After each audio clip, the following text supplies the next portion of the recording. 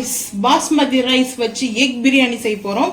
So egg biryani செய்யறதுக்கு வந்து basmati rice வந்து பாத்தீங்கன்னா எடுத்திருக்கேன். 1.5 கப் வந்து எடுக்கலாம்னு இருக்கேன். 2 கப் எடுத்துக்கலாமா? 1 எடுத்துக்கலாமா 2 எடுத்துக்கலாமா? 2 எடுத்துக்கலாம். வந்து 2 கப்பு பாஸ்மதி ரைஸ் எடுத்திருக்கேன். ஸோ பிரியாணி தான், எக் பிரியாணி. ஃப்ரைடே அதுவும் பிரியாணியானா எக் பிரியாணி சாப்பிடுவான். ஸோ அதனால பிரியாணி மேலேயே வந்து பார்த்தீங்கன்னா மெயின் செட்டாக இருந்துச்சு. ஸோ அதனால எக் பிரியாணி செஞ்சு சாப்பிடுமேன்னு ஒரு. இப்போ வந்து பார்த்தீங்கன்னா அரிசியை நல்லா வாஷ் பண்ணி ஊற வச்சிடலாம். 15 முட்டை வந்து சேர்த்துருக்கேன். குக்கரில் எப்பவுமே ஒரு விசில் வச்சோம்னா போதும், சட்டுன்னு வந்து முட்டை வந்து குக் ஆகிடும். நம்மளுக்கு வந்து பார்த்தீங்கன்னா கல்லுப்பு கொஞ்சம் சேர்த்துக்கிறேன். இந்த முட்டையும் எனக்கு பிடிச்சது, அதாவது எனக்கு வந்து முட்டை வந்து பார்த்தீங்கன்னா அந்த மாதிரி தான் வந்து மசாலா முட்டை ரொம்ப பிடிக்கும். ஸோ அதனால மசாலா முட்டையில் எனக்கு பிடிச்சது 2 விதமாக இருக்குது. நான் வந்து ஃபஸ்ட்டு ஒரு பார்த்தீங்கன்னா முழு முட்டையை வச்சு செய்யறது தான். ஸோ அது கட் பண்ணி சேர்த்து வேறு முட்டை அது இன்னொரு நாளைக்கு செய்யலாம். ஸோ இப்போ வந்து பார்த்தீங்கன்னா நல்லா ஒரு விசில் வர வரைக்கும் குக் ஆகட்டும், பார்த்துக்கலாம் வாங்க.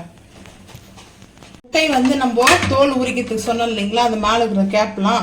ஸோ எதுக்காகன்றது தண்ணி வந்து ஃபில்டர் பண்ணிட்டேன். ஸோ இப்போ வந்து க்ளோஸ் பண்ணிவிட்டு ஏர் கொஞ்சம் இது பண்ணிவிட்டு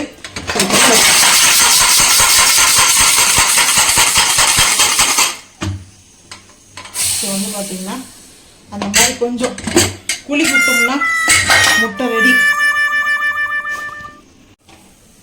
இப்போ வந்து பார்த்தீங்கன்னா குக்கர் வந்து வச்சிருக்கேன். குக்கர் இப்போ வந்து ஒரு மிஸ்டேக் ஒன்று பண்ணேன். அதாவது 2 ஷேக் பண்ணாவே போதும். அதாவது ஃபர்ஸ்ட் 1 செகண்ட் 1 ஷேக் பண்ணா போதும். கொஞ்சம் எமோஷனல் நல்லா ஷேக் பண்ணேன்.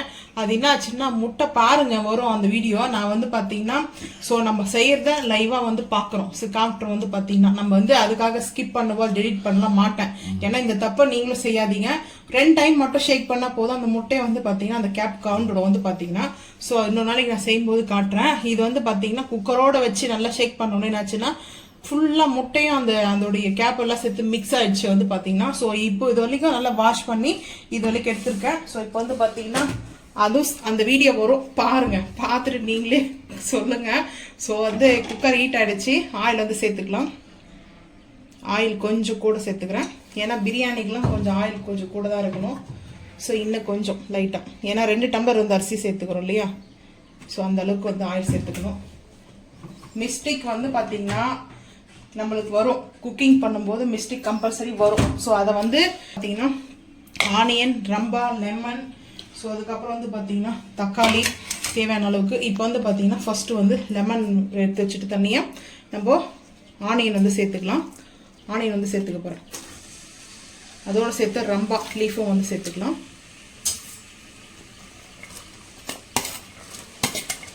வந்து அது ஒரு அனுபவமாக வந்து ஷேர் பண்ணலாம் சொல்லிட்டு தான். ஸோ நான் இப்போ வந்து பார்த்தீங்கன்னா கல் உப்பு வந்து ஆட் பண்ணிக்கிறேன். தேவையான அளவுக்கு கல் உப்பு, பிரியாணிக்கு தேவையான அளவுக்கு சேர்த்துக்கிறேன். 2 டம்ளர் அரிசி ஊற வச்சுக்கிறதுனால எல்லாமே கொஞ்சம் கொஞ்சம் கூட வந்து வரும். ஸோ அவ்வளோதான்.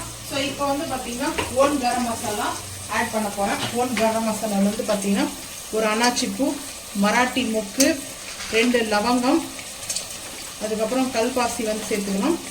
கல்பாசி கொஞ்சம் கூடவே சேர்த்துக்கிறேன். அதுக்கப்புறம் பட்டை வந்து கொஞ்சம் பெரிய சைஸில் ஒரு 4 எடுத்துருக்கேன். இப்போ வந்து ஏலக்காய் வந்து எடுத்துக்கலாம். நீங்கள் என்ன சொல்கிறீங்க?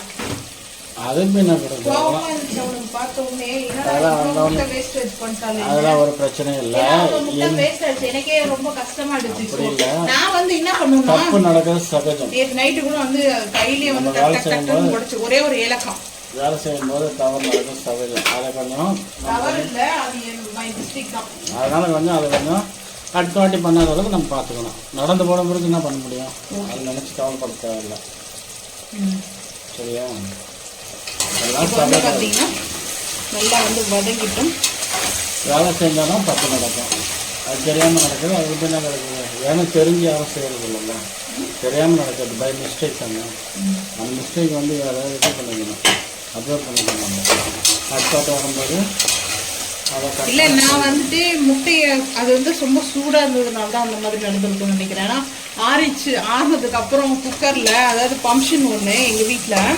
ஸோ அப்போ வந்து நான் வந்து முட்டை இந்த மாதிரி தான் வந்து பார்த்தீங்கன்னா எங்கள் அம்மா வந்து ஒவ்வொன்றா உரிச்சிருக்குது லேட் ஆகும் அப்படின்ட்டு ஒரு பெரிய பாத்திரம் இருக்கும், அதில் போட்டுட்டு ஒரு மூடி போட்டு டக்கு டக்கு டக்குன்னு நம்ம வந்து குளுக்கணும்னா டக்குன்னு அந்த கேப்லாம் கைண்டிப்போம்.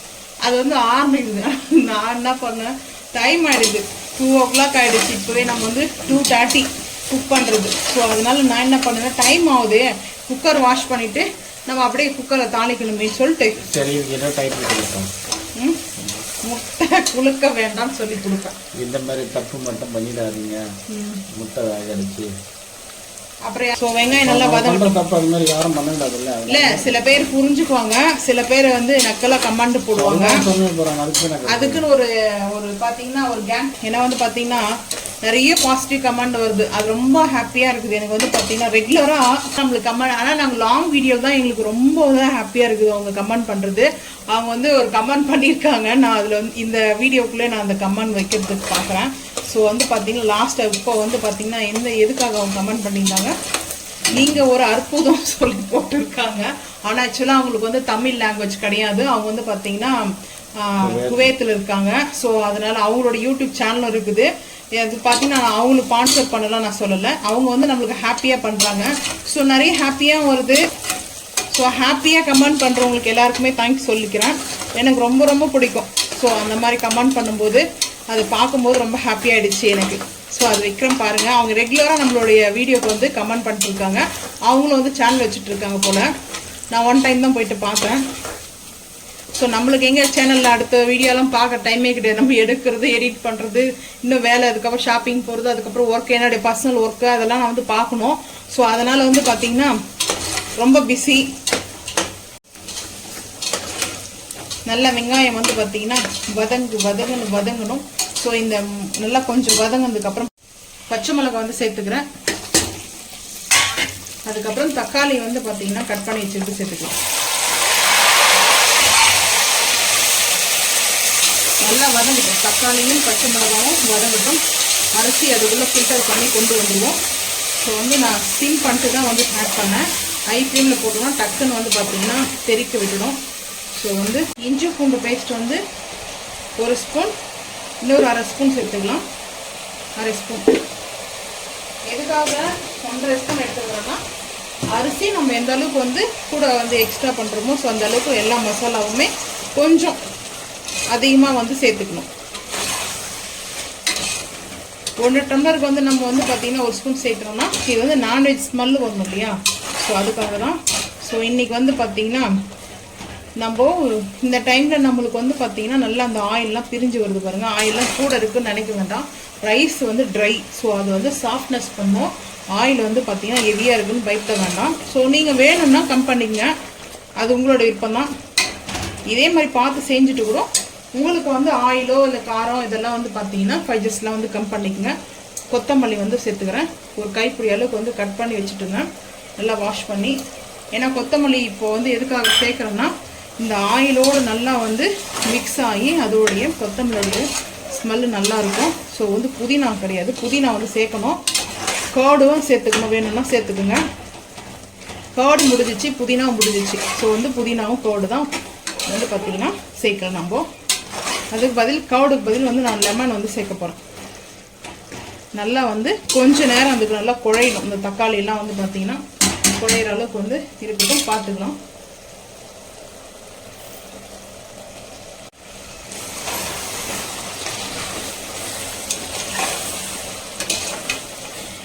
இந்த மாதிரி நல்லா அந்த தக்காளியெல்லாம் வந்து குழஞ்சு வர மாதிரி தக்காளி வந்து ரெடி பண்ணிக்கணும். ஸோ இப்போ நல்லா வந்து ரெடி ஆகிட்டு இருக்குது. இந்த டைமில் மசாலா ஆட் பண்ணிக்கலாம். பிரியாணி மசாலா ஒரு 2 ஸ்பூன் சேர்த்துக்கிறேன். 1 ஸ்பூன் வந்து 1 டம்ளர் ரைஸ்க்கு அந்த மாதிரி நான் வந்து கன்வெர்ட் பண்ணி சேர்த்துக்கிறேன். ஸோ உங்களுக்கு ஸ்பைசஸ் வந்து கம்மியாக வேணுமோ இல்லை அதிகமாக வேணுமோ கொஞ்சம் நீங்கள் வந்து சேர்த்துக்கலாம், கம்மி பண்ணிக்கலாம். அதுக்கப்புறம் ஒரு 1/4 டீஸ்பூனுக்கு காஷ்மீரி மிளகாய் பவுடர்.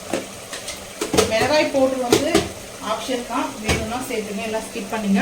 ஆல்ரெடி நம்ம வந்து பிரியாணி மசாலாவில் வந்து ஆட் பண்ணிட்டுக்கிறோம் இல்லையா, மிளகாய். அதுக்கப்புறம் வந்து நார்மல் மிளகாவும் காஷ்மீர் மிளகாவும் ஆட் பண்ணி தான் நம்ம வந்து மசாலா அரைச்சோம்.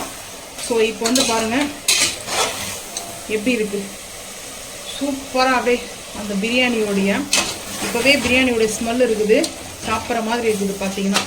ஸோ இன்னும் ரைஸ்லாம் போட்டு ரெடி பண்ணி தானே சாப்பிட முடியும்.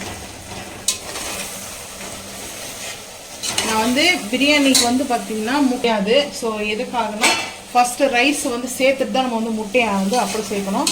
ஸோ இப்போ நல்லா மிக்ஸ் ஆகிடுச்சு. இதோட நல்லா மசாலா மிக்ஸ் ஆகிடுச்சு. மசாலா மிக்ஸ் ஆகும்போது வந்து பார்த்திங்கன்னா லெமன் ஜூஸ் வந்து எடுத்துருக்கேன் ஒரு பழம். ஸோ இதே சேர்த்துட்டேன். நம்ம கர்டு சேர்ப்போம் இல்லையா, கர்டு சேர்க்குற இடத்துல வந்து நம்ம இந்த மாதிரி சேர்த்தாச்சு. ஸோ இப்போ நல்லா ஒரு மிக்ஸ் கொடுத்துட்டு அதுக்கப்புறம் வந்து பார்த்திங்கன்னா பிரியாணி அரிசியை பாஸ்மதி ரைஸை வந்து பார்த்திங்கன்னா ஃபில்டர் பண்ணி வச்சுருக்கேன். 2 டம்ளர் எடுத்துருக்கேன், 2 வாளி எடுத்துருக்கேன். ஸோ வந்து இப்போ வந்து ஆட் பண்ணிக்கலாம். தண்ணி வந்து பார்த்திங்கன்னா நம்ம வந்து வாளி எடுத்துருக்கோம் 1. ஸோ வந்து 2 3 4 வாளி வந்து எடுத்துக்க போகிறோம் தண்ணி. ஸோ 4 வாளி வந்து எடுத்துருக்கேன் தண்ணி வந்து பார்த்திங்கன்னா. இப்போது கொஞ்சம் மிக்ஸ் பண்ணிக்கலாம். தண்ணி கூட இருக்குன்னு சொல்லிட்டு வந்து ஃபீல் பண்ண வேண்டாம், கரெக்டாக இருக்கும். வந்து பார்த்திங்கன்னா இப்படி சென்டரில் நம்ம இந்த மாதிரி பண்ணிவிட்டு கொஞ்சமாக வந்து கீ மட்டும் சேர்த்துக்கிறேன். எப்போ நம்ம ஃபைனல் வந்து டச்சிங் வந்து பார்த்திங்கன்னா கீ வந்து ஆட் பண்ணி தருவோம். ஸோ கீ வந்து முடிஞ்சிடுச்சு, அதனாலேயே இந்த பிரியாணி செய்யறதுக்கு வந்து யோசனை பண்ணிட்டுருந்தேன். சும்மா இருக்கிற வரைக்கும் அது அந்த வாசனைக்காக சேர்த்து பழக்கம் ஆயிடுச்சு இல்லையா, பழக்க தோஷத்தில் கொஞ்சமாக ஒரு குழிக்கரண்டி வரும், 2 குழிக்கரண்டியே வந்துடுச்சு. 2 குழிக்கரண்டிக்கு வந்து கீ வந்து எடுத்துருக்கேன்.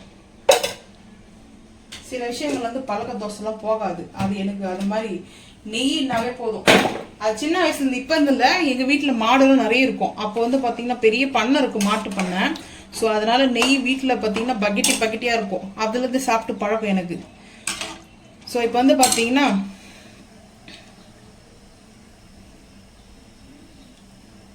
இப்போது நம்ம வந்து தண்ணி இப்படி மிக்ஸ் பண்ணிவிட்டு ஸோ அதுக்கப்புறம் வந்து முட்டையை வந்து நம்ம இறக்கிடுவோம். ஸோ வந்து பார்த்தீங்கன்னா ஒவ்வொன்றா வந்து முட்டையை வந்து, ஏன்னா வந்து நம்ம குக் பண்ணிட்டோம், அது ஓவர் குக்கெல்லாம் வந்து ஆகலை, ஒரே ஒரு விசில் தான். ஆனால் நான் பண்ண மிஸ்டேக் தான். ஸோ இந்த மாதிரி மிஸ்டேக் பண்ணிடாதீங்க. ஸோ கொஞ்சம் கேர்ஃபுல்லாக பண்ணுங்கள். ஸோ வந்து முட்டையை வந்து சேர்த்தாச்சு. சேர்த்துட்டு காரம் உப்பெல்லாம் கரெக்டாக இருக்குதுங்க, பார்த்துட்டேன். ஸோ இப்போ வந்து பார்த்தீங்கன்னா குக்கர் விசில் வந்து போட்டுடுவோம். 2 விசில் வரட்டும். வாஷ் பண்ணிட்டேன் முட்டையை வந்து நம்ம வந்து எக்கு வந்து பாயில் பண்ணதுக்கப்புறம் குக்கரை வந்து நான் வாஷ் பண்ணிட்டு தான் எப்பவுமே ஒரு டிஷ்ஷு செஞ்சோம்னா அடுத்து வாஷ் பண்ணிட்டு தான் வந்து சேர்ப்பேன்.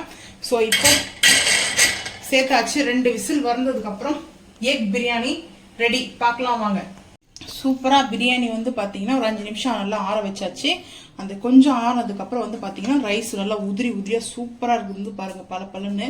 ஸோ வந்து பாஸ்மதி ரைஸ் வந்து பார்த்தீங்கன்னா எப்படி இது பாருங்கள், சும்மா அப்படியே சூப்பராக இருக்குது. கொஞ்சம் அது ஃபோக்கஸ் பண்ணுங்கள், நல்லா இருக்கும் பார்க்குறதுக்கு. வந்து பார்த்தீங்கன்னா பார்க்கறதுக்கு இல்லை, சாப்பிட்றதுக்கே டேஸ்ட் சூப்பராக இருக்கும். ஸோ வந்து ஒரு மட்டன் பிரியாணியோ சிக்கன் பிரியாணியோ சாப்பிட்டா எப்படி இருக்குமோ அந்த மாதிரி ஒரு எக் பிரியாணி. ஸோ அதுக்கப்புறம் வந்து பார்த்தீங்கன்னா அது வந்து எக் கிரேவி மசாலா, எக் கிரேவியில் எக் கிரேவி வந்து பார்த்தீங்கன்னா சூப்பராக இருக்குது. இது வந்து கொஞ்சமாக எக் கிரேவி. ஸோ அதுக்கப்புறம் வந்து பார்த்தீங்கன்னா எனக்கு வந்து ஆபாயில் வச்சுருக்கேன், என் ஹஸ்பண்டுக்கு வந்து பார்த்தீங்கன்னா எக் புஜியா வச்சுருக்கேன். எக் பொடி மாஸ் சொல்லுவாங்க. எக் புஜியா வந்து பார்த்தீங்கன்னா இந்தியோடைய இது. ஸோ வந்து பார்த்தீங்கன்னா இன்னைக்கு எங்கள் வீட்டில் லஞ்ச் வந்து பார்த்தீங்கன்னா முட்டை ஸ்பெஷல் தான், எக் ஸ்பெஷல் தான். உங்கள் வீட்டில் வந்து பார்த்தீங்கன்னா வெஜ்ஜா நான்வெஜ்ஜான்றது மறக்காமல் வந்து கமெண்ட் பண்ணுங்கள். இந்த வீடியோ பிடிச்சா லைக் பண்ணுங்கள், ஷேர் பண்ணுங்கள், சப்ஸ்கிரைப் பண்ணுங்கள், பெல் ஐக்கான் வந்து கிளிக் பண்ணுங்கள், மறக்காம சேனல் வந்து ஃபாலோ பண்ணுங்கள். அப்போ தான் நம்ம போகிற வீடியோ உங்களுக்கு நோட்டிஃபிகேஷன் வரும். ரொம்ப